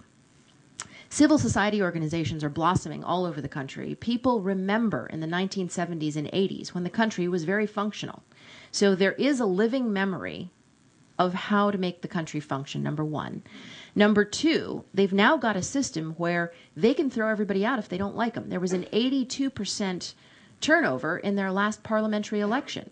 So if you've got centralized power and you don't like it and you don't trust the police, you've got an election coming. You've got provincial elections that'll be happening next year. You've got parliamentary elections that'll be happening shortly after that. There's huge pressure. You've seen it all across the Middle East. You vote for different people and then you go with the next group. So it's a process. I think people need to be patient. And I think as we look at this, we also have to be very careful not to superimpose our sensibilities of how these things work over people that are really struggling and doing an amazing job, completely changing everything that they know and trying to do this in a way that is both comfortable and familiar to them, but at the same time incorporating all of the essential parts of policing, which include rule of law and human rights and so many other things. I'd like to piggyback a little bit on Ginger's discussion of centralization and decentralization. This was a huge problem and remains a huge problem for the Ministry of Interior. They want to run a centralized police force. But the Provincial Powers Act, which is yet to pass, I might add, lays powers at the provincial level that limit what the Ministry of Interior can do. How to work in this was a big, big conceptual problem and procedural problem and remains so at the Ministry of Interior. How do I operate a nationwide police force while the provinces have certain powers that limit? They can select, they can make decisions. There's this was not an easy thing for them to grasp, and remains a difficult challenge. And last, I made a comment about having state embeds. I should have said I did have one. Of course, it was Walt, but I wanted more than Walt. I wanted several other Walts to be there, but unfortunately, he had to carry the load for everybody. Thanks very much. I would invite questioners to come to the microphone, and while people are lining up, I want to ask a question that I've been wanting to ask for a long time. In 2004, President Bush signed a presidential decision directive which assigned responsibility for police development from the Department of State and Justice over to the military, the United States military and the Department of Defense. The history that we've been discussing is the history that flowed from that decision. Prior to that, all police training programs, starting way back with Panama in 1980, had been done by state and justice as working as a team. So I want to ask all of our panel members for short responses to the question of, was that a mistake? Should we have signed this task over to the United States military as we did in Iraq and then subsequently in Afghanistan? And since you're the most neutral person up here, we'll start with you. Allegedly. I think it was, and I think General Dubik touched on this appropriately. It was the right thing to do at the time. It may not have been the right thing to do, you know, in the long run, and there probably should have been more planning about how to transition back or how to make it a joint, you know, a JIADF rather than just DOD. But I think given where Iraq was in 2004, I don't see that anyone else in any other organization could have done what needed to be done. No, I can't say anything more. It was necessary, whether it was right or not. It was the only thing that was going to work, if anything was going to work. Okay. And I'll give you the SIGAR answer. The answer is it should neither have been DOS nor should it have been DOD. If the United States government is going to and did and is engaging in nation building, it needs to create a unique capacity to do that, to force the Defense Department to shift and change and do something different that it's not designed to do, to force the State Department to try and operate in a war zone which it's not resourced or able to do, is to commit to failure. And the reason that we have failed in Iraq and the reason that we are failing in Afghanistan is because we don't have the political guts to admit what we're doing. And therefore, we have to jerry-rig the solution using valiant, smart people and put them in impossible situations and then beat ourselves over the head because we don't achieve success. Thank you. Yeah, but then we want to get on to questions. Go ahead. I think you're right, but isn't part of it that the politics of this country, generally, we don't want to be doing these things? So to generate a permanent capacity to do them might mean we would actually do more of them. So, I mean, aren't we kind of hosed every time we wander into these situations, but we're not going to develop an enduring capacity? My answer to that is always, do you mean that because we have crime because we have police? If you don't want to have a capacity because you're afraid it might be used? I mean, that argument, see, if you read my stuff, it sounds very much like what she said. So please, we'll turn. Roy Gutman of McClatchy Newspapers. Hi, how are you? Hi. One brief comment and two brief questions. The comment is on the decentralization, centralization issue. It seems to me what Maliki is doing right now in attempting to centralize is driving a decentralization process in the provinces, because there's a resistance to his clumsy and heavy-handed and somewhat sectarian, if not partisan, approach. And you see this, I mean, all over certainly central Iraq right now, and even in the south. The questions, maybe it was the end of 2010, beginning of 2011, the police in Baghdad did a spectacular, had a spectacular achievement. They rounded up an entire cell of Al-Qaeda that was trying to establish its own little caliphate, or whatever they called it, their emirate in Baghdad, and arrested everybody in very fine fashion and brought them to the Interior Ministry. And then a few months later, as you recall, there was an attempt to spring them all. And it turned out that attempt was from within the Interior Ministry. And I recall myself asking Maliki at one point, and the police basically gave all sorts of excuses at the top level for what had happened. And after asking Maliki what was this, what was really going on, he described, he said that there was a cell within the Interior Ministry.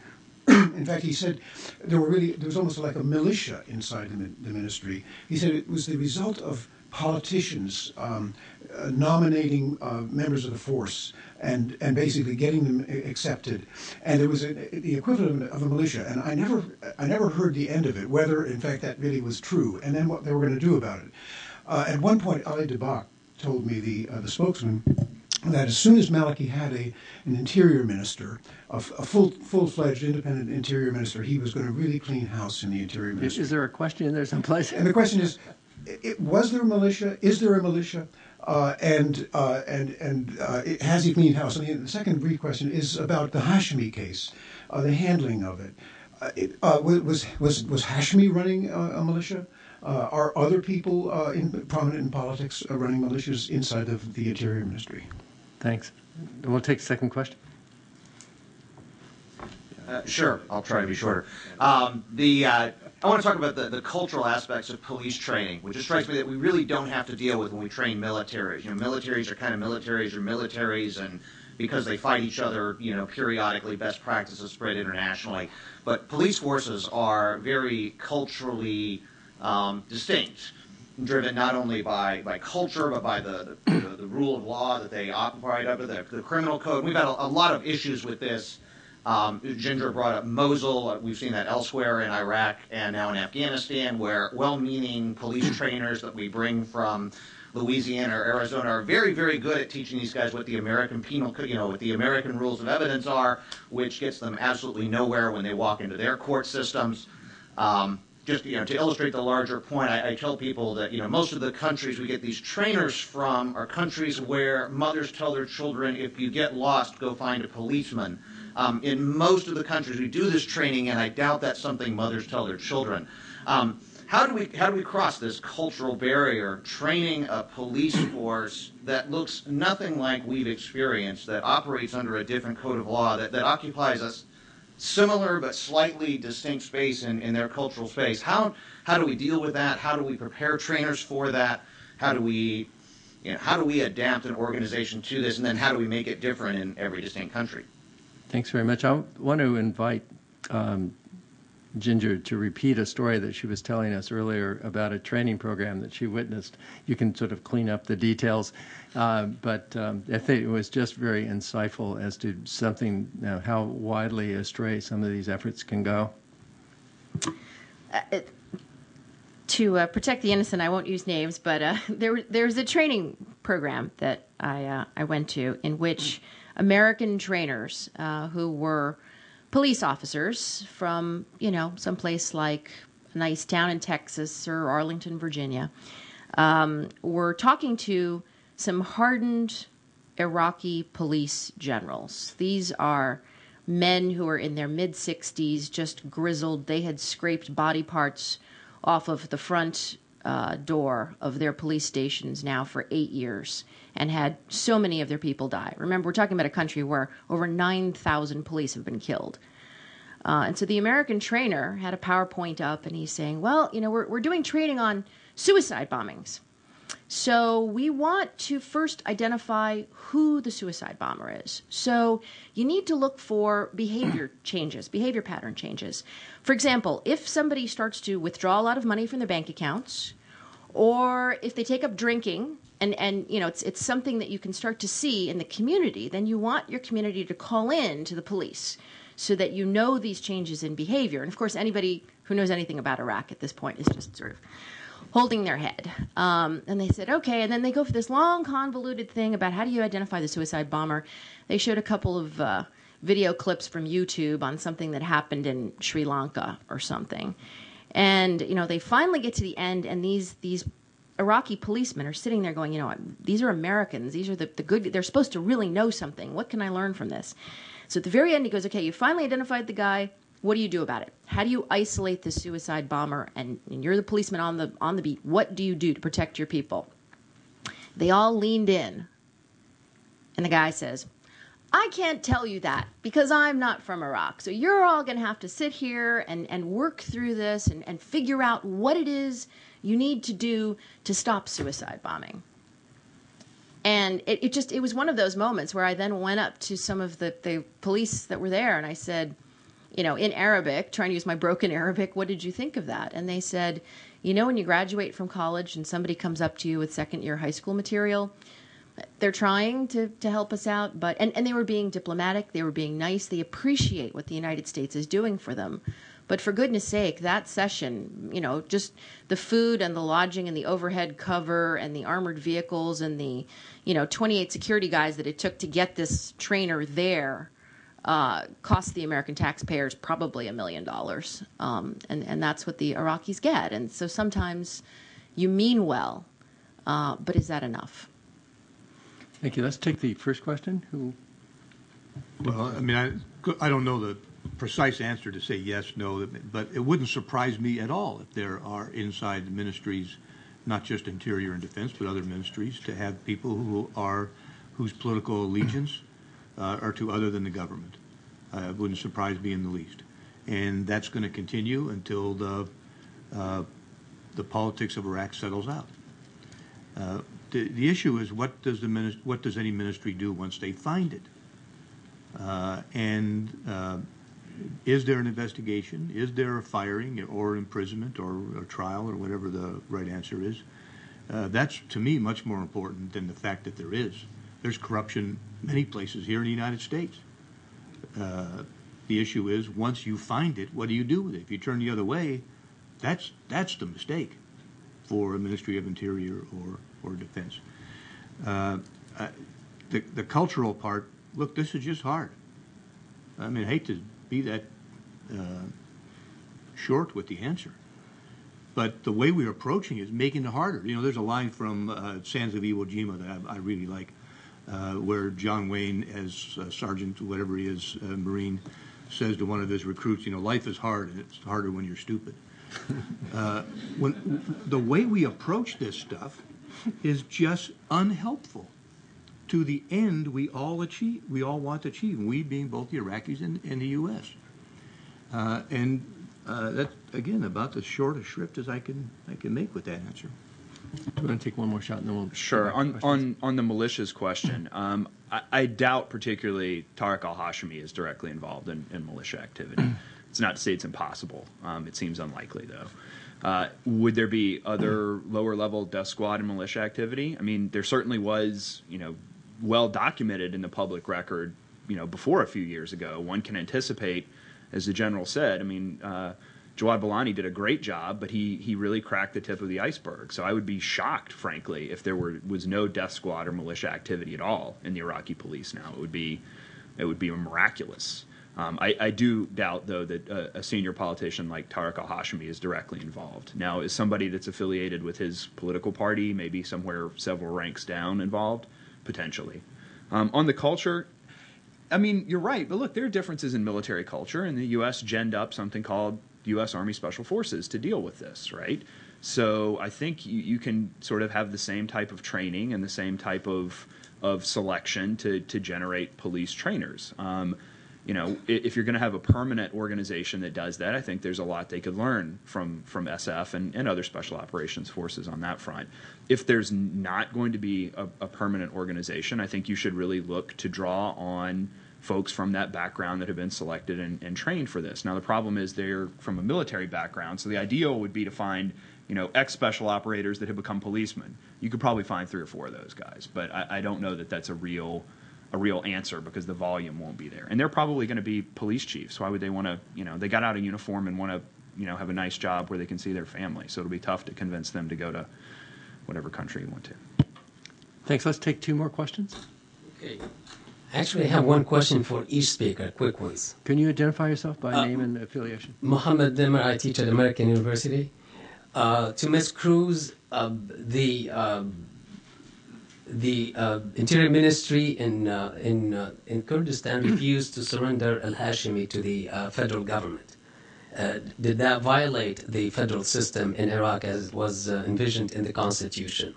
To General Dubik, so policing Iraq is also part of the whole mission of the U.S., which was a war mission at the beginning. So what is the mission now? As the U.S. just declared withdrawal and it was just back to an embassy.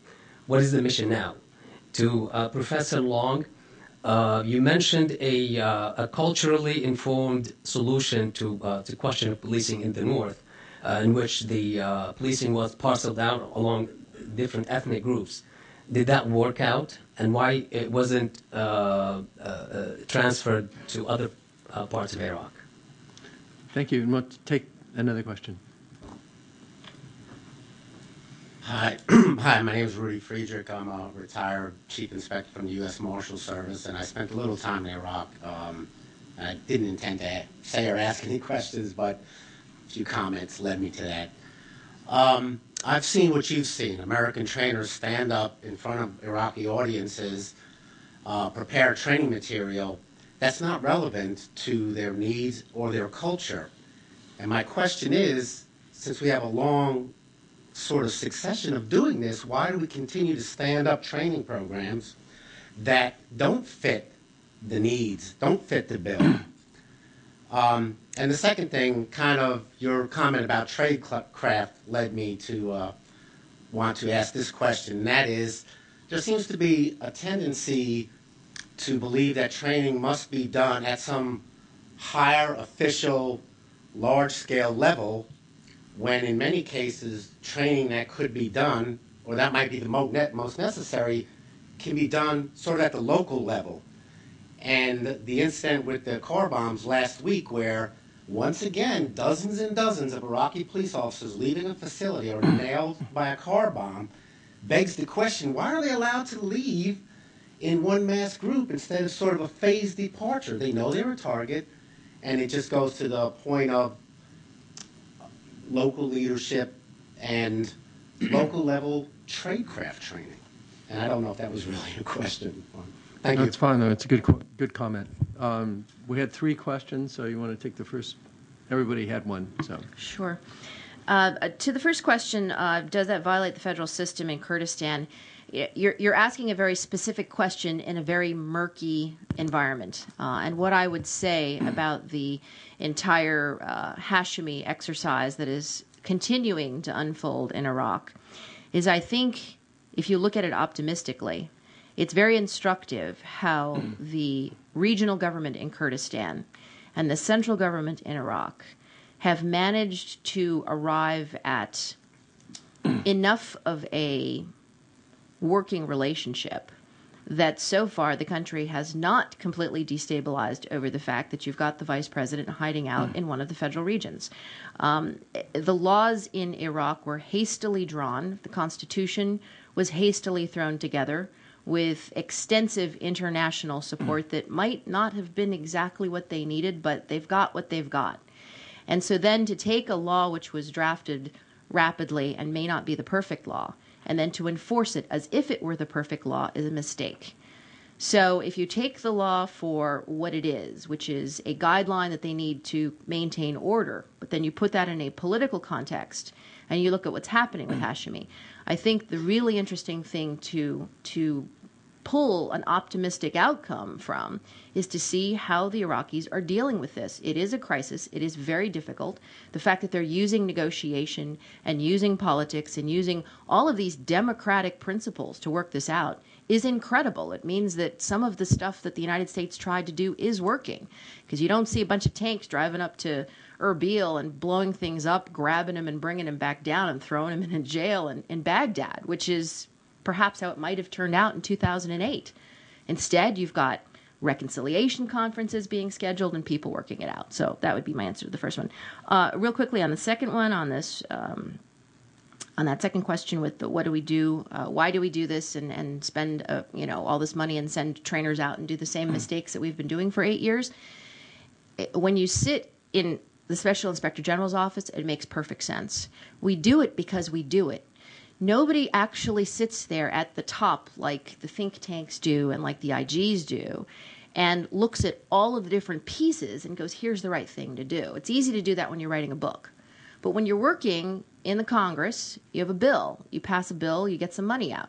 When you're working in the State Department, you've got a project, you're writing that project, you're putting it together, and you're having to staff it. When, if you take apart the components, everybody's doing what they do for their job. And so you end up hiring who you can, people who will go, using the money that the Congress will give you to do the thing that the different policymakers have told you that you will do. And there is no one ubiquitous sense, and there is no agency, frankly, for nation building, that looks at the whole picture and goes, wow, this is not working out well. And so you end up with the whole not being some of its parts. Each of the parts is doing what it knows how to do, but when you put it all together, you unfortunately end up making the same mistake over and over and over. And I would say the inherent government responsibility, the inherent governmental task is to put this plan together and to manage the thing as a coherent whole, not merely to contract out the pieces. The specific question I was asked, what's left in Iraq, what's the mission? There's 152 people, I may be off by 3, in Iraq now in the Office of Security Cooperation run by a 3-star named Bob Caslin. Their mission is primarily in the 3 categories. 1, to supply equipment that the Iraqis' Ministry of Defense and Interior want to purchase through our foreign military systems. 2nd, to coordinate training, usually individual training, not collective unit training. And 3rd, to supervise exchange programs of Iraqi leaders to the United States and U.S. leaders to the Iraqis. That is the sole footprint, military footprint left in Iraq, 152 people. Did you have one of those questions? I did. The question was, sort of the political policing arrangement of Kirkuk. Did it work? It appears to still be working. There have been confrontations since the U.S. left, particularly about what used to be Fob Warrior, the U.S. base there. They haven't blown up. So, piggybacking off what Ginger said, people like me were sort of doomsayers about what would happen once the U.S. left, and it appears so far the politics are holding. Now, we're only a couple months after the end of the U.S. presence, so there's still plenty of time for the doomsayers like me to be right. Hopefully we aren't, but it seems to be working now. It's just not necessarily easy to work out similar sort of retail level compromises across the country. You have in some places, but not in others. So I wish I had a better answer than that on that. On the tradecraft, I wish I had a better answer there too. It does seem odd that you have the sort of same mass casualty attacks happening in the same way that they did years ago. So certainly more could be done to train folks at the local level, and I think embedded trainers work best for that kind of stuff. But I will say in the defense of the Iraqi police, put yourself in their shoes. As Ginger said, these guys have been doing this war for 8 years, right? You can't live your life basically like an intelligence officer in a foreign country for 8 years. It just doesn't work. You will melt down into a puddle. So you lose some of the discipline that might keep you alive because you have to live your life. Your family's here, right? You're not deployed. You're home. And it's tough to maintain sort of on-point tradecraft at all times in those situations in their defense. Okay. I'd like to invite 2 more questions. Yes, Catherine Brennan. I work with the Office of the Provost Marshal General with the Department of the Army. And as we know, the military police have taken on the policing mission and have been the bulk of that in Iraq. And what we're working towards now, and also the Provost Marshal General, is to build our police partnership capacity. And my question is on that, the joint interagency cooperation that both Ms. Cruz and General Dubik had discussed, is what can we do now within interagencies to work together to develop a common operating picture to have those defined tasks and roles for the future policing operations that we might take upon? Okay, thank you very much. Good question.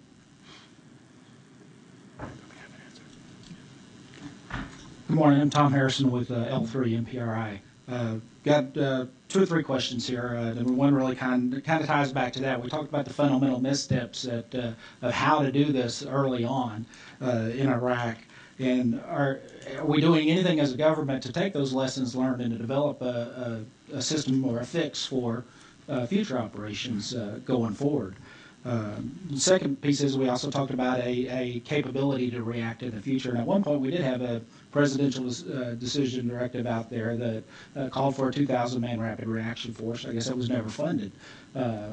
Is there any talk of any potential future for that kind of of operation. And if anyone from the State Department here could kind of brief us on what the status is of their current, of them taking the thing in-house in Iraq, and how they see that going in the future with that. Okay, let's start, and then we'll give you a minute to think. Okay. To the military police question, I would say first that you have a task before you that requires pretty broad study of the types of policing around the world. And I have a great many great MP friends of mine at various levels. And there are some huge bright lights that understand that policing in country A is much different than country B, and understands country B and C and D and E. So I think your first task is not look at the interagency, but look at yourself and make sure that the professional education program is broad enough and deep enough to give your military police a set of intellectual skills that they can adapt to a particular situation. Second, in terms of the interagency, I've got no solution to that problem except to encourage you from your perspective to include as many of the proper interagency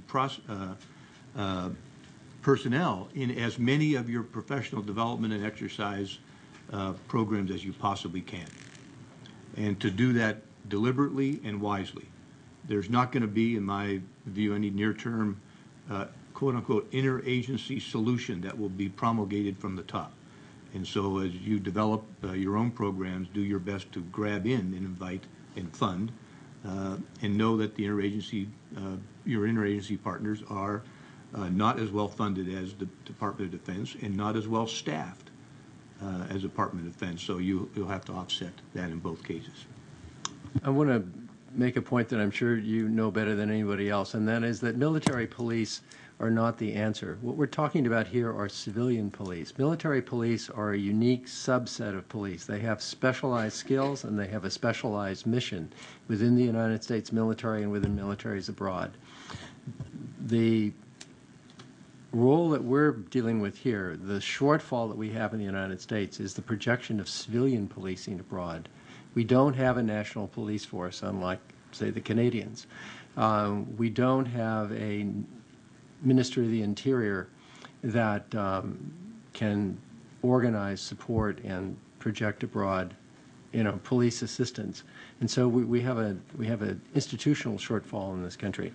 And so while military police are a partial answer, they're also a unique subset of this answer, and so we have to keep that in mind. I want to give Walt a chance to answer the question, since it was asked, is there somebody from State Department here? And luckily there is. Actually, there's several people from the state here that are you can all get up and speak. To speak up. My name is Walter Redman. I'm the Senior Police Advisor for the INL Bureau. I'm a 25-year law enforcement officer from here in the U.S.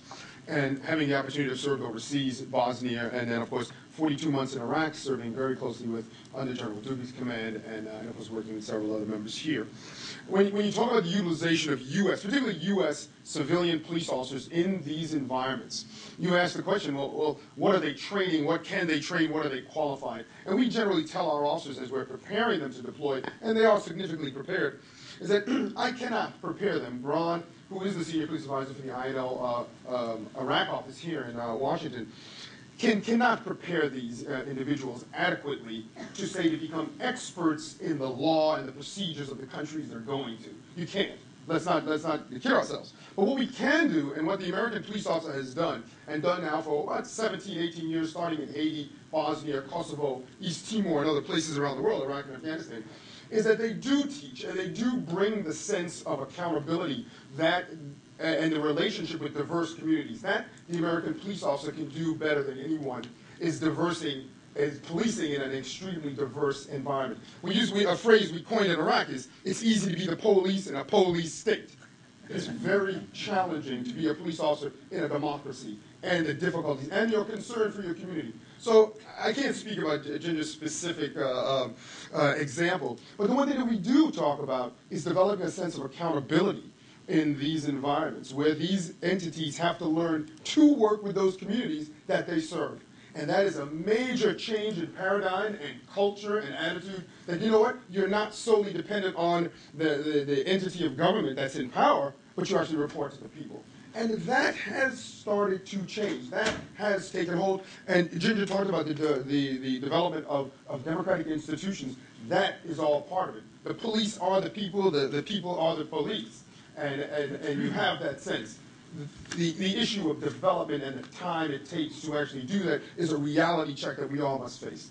My general point is I'm very proud of the efforts of our American police officers who have been taking part. Now our international colleagues have been doing this for generations, serving in overseas missions. We started again in 1994 in Haiti and then moved on to Bosnia and other places. But I say again, that the key thing that the American officer brings is how do you police in a diverse environment? How do you actually show concern and care for those citizens that you have to serve? That's a key piece. That is a transitional piece. As far as the other question regarding our creation of an entity, I assume they were talking about the CRC, the Civilian Response Corps, and they started obviously moving that forward back in 2005. There are going to be significant issues with the budget that will affect that absolutely, and that's being determined right now. And of course, we're part of it, as well as our colleagues at Justice and other interagency components. So we are hopeful that that will develop in a positive manner for us, but obviously in these economic environments, these terms, we surely expect that there are going to be significant cuts on that. But anyway, that's all I'll add. Thank you for your contribution. What I'd like to do now, since we only have a few minutes left, is I'd like to offer the panel final summary remarks. And we'll start, General Dubeck, do you want to? Sure. I'd just like to reemphasize the aspect of duration and transformation. We're not talking about getting a training program that's so good with one whack you produce all the results you want in a police force. This is not going to happen. You can't. It's just the wrong mental attitude to the task. Imagine yourself. Our U.S. policing methods, 1800, 1850, 1900, 1950, 2000. Each period is much different. And certainly in year 2000, you wouldn't hold the standard up to what existed in 1850. But 1850 was better than 1750, and 1900 was better than 1850. When you take on a task like this in Iraq, you take on a task of duration. And the transformation from where the police were in 2003 at the intervention is not where they are now. But it's still not where they need to go. But there's not going to be any magic pixie dust where you sprinkle it in the training program and sprinkle it in the advisors, and you'll move from 1750 to 2010. Instantly. This is a task of duration. And it's part of the reason we back into these things. We don't like to acknowledge that. We like to have the one-year approach. It's not a one-year approach task. And these facts are right in our face, but we refuse to acknowledge them. Ginger. I've been looking at this issue and all the related issues to it in Iraq for 8 years, and I can see a pattern that has emerged. In the very beginning, to oversimplify, we didn't quite know what we were getting into, and then we did, and we said, oh shit. And then we started to figure out, well, how do we really get our hands around this? And at the point, I think about a year and a half ago, when we really started to come up with some serious ideas about translating the lessons learned into some serious change so that we could actually do this right, we then came to the reality that we don't want to do this. And I would say that from the conversations I've had, maybe in the last 6 months, I do not feel the political will in America, in Congress, and it's, very different outside the Beltway. You get outside of the Beltway, and there is very little patience for losing lives and wasting billions and billions of dollars for something whose outcome is negative, neutral. Maybe in the end it might turn out to have a benefit. And so I would say on the lessons learned point that I very strongly recommend that think tanks and academia step up, because that is the only place that lessons learned are going to reside for a little while, while the politics and the body of the American people sort of just close the doors, bar them shut, maybe even nail them shut for a while. And what's going to happen, as we all know in this room, is 5 years from now, 2 years from now, 10 years from now, we're going to be doing this again. And hopefully we're not in this same room and we're not asking the same questions, because somebody, it's not going to be the politicians and it's not going to be the government agencies, because they're going to move on to something else. But somebody, for goodness sakes, has to keep these lessons alive and has to keep looking at them and thinking about them. And just as Bob talked about Panama, where we saw the exact same thing happen, and just where we threw all the manuals out from Bosnia when we started doing Iraq, don't do it again. Thank you. Austin? I actually agree 100% with Ginger on those points. And even going back before Panama, you saw the great Vietnam debacle, right, where the military particularly did everything it could to not only forget, but like actively burn out the brain cells of Vietnam. So I'm hoping we don't go through a similar period post-Iraq, post-Afghanistan. And I will speak for a minute in my conclusion about Afghanistan, since we haven't talked about it too much today, but there are clearly some shadows of Iraq. I think pretty much everything every panelist has remarked upon as being a problem or an issue in Iraq has been a problem or an issue in Afghanistan. I can't think of any that hasn't. I would add that you have additional layers of complexity, and you can anticipate this being potentially a problem in the future in Afghanistan, in that you have allies. And allies are great in some ways, but allies are a huge pain in others, in that they have different ideas about policing. They have different ideas about what's an acceptable partner for policing, et cetera. So the lessons learned from Iraq, I think, are clearly applicable in Afghanistan in a lot of ways. I know General Dubik was careful to caveat his remarks, but I do think the overall thrust of the panel is clearly applicable there. You're just going to have even more issues when you try and do this as part of a big, a real coalition, as opposed to the coalition in Iraq, which was America and some friends. This is like a real a NATO endeavor. It's going to be even more problematic. However, there are probably some useful lessons in Afghanistan as well. There's the Afghan local police program, which has been controversial, but is still an interesting program to look at, and maybe lessons taken from there, and probably some cross-national lessons learned, comparing maybe Afghan local police to Sons of Iraq, some of the challenges in building the Ministry of Interior in both countries, et cetera. So I think there's, the lessons do travel pretty well. Unfortunately, they're just not very heartening, and that some of the same things keep killing us every time.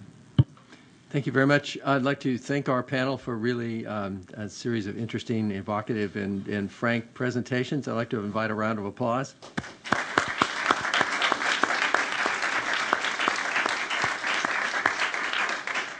I'd like to bring to your attention a new USIP online publication, the Security Sector Governance Center's monthly newsletter. Ginger said that we'll probably be doing this in 3 to 5 years again, but the rather blurry photo of me standing in front of the barbed wire in the tanks in front of the Ministry of the Interior in Tunisia suggests that it might be sooner rather than later. I was in Libya a couple of weeks ago. It had a very familiar feel. As I saw the guys on the gun and with the guys on the streets with the guns and the heavy weapons in the back of the pickup trucks going through the checkpoints. It had a very familiar feel. So I think we're probably going to get the call sooner rather than later. So all of this stuff is very useful. One administrative note, when you leave, if you'll go out and leave the building the way you came in, just straight across the lobby, through the double doors and out that way. It'll save you walking up those long flight of stairs and getting lost.